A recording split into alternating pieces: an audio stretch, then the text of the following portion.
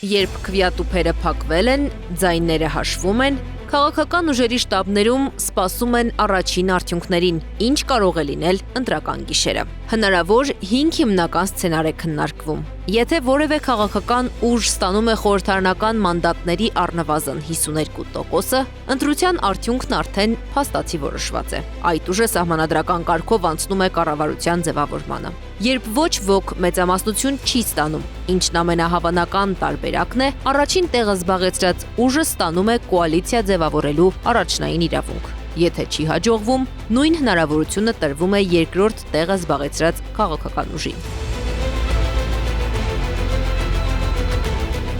Երբ քաղաքական ուժերը սկսում են կոալիցիա կազմել, նրանց հիմնական նպատակը միասին խորհրդարանական մեծամասնություն հավաքելն է։ Օրենքը դրա համար նախատեսում է սահմանափակ ժամկետ։ Եթե համաձայնություն ձեռք չի բերվում 7 օրում, գործընթացը տեղափոխվում է հաջորդ փուլ։ Հաջորդ փուլը նույն երկրորդ փուլն է։ Մասնակցում են ամենաշատ ձայներ ստացած երկու քաղաքական ուժեր։ Հաղթողը ստանում է լրացուցիչ մանդատներ, խորհրդարանում 52% մեծամասնություն ապահովելու և կառավարություն ձևավորելու համար։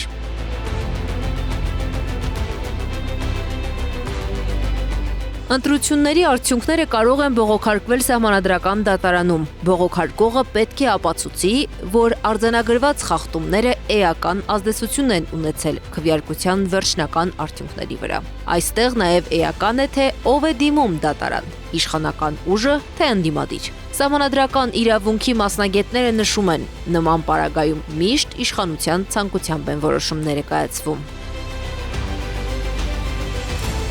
Այսպիսով, ընտրական գիշերվա ինտրիգը միայն այն չէ, թե ով է հավաքել ամենաշատ ձայները։ Որոշիչ կարող է դառնալ նաև այն, թե արդյոք քաղաքական ուժերը կկարողանան պայմանավորվել, կձևավորվի կոալիցիա, թե երկիրը կգնա ընտրությունների երկրորդ փուլ։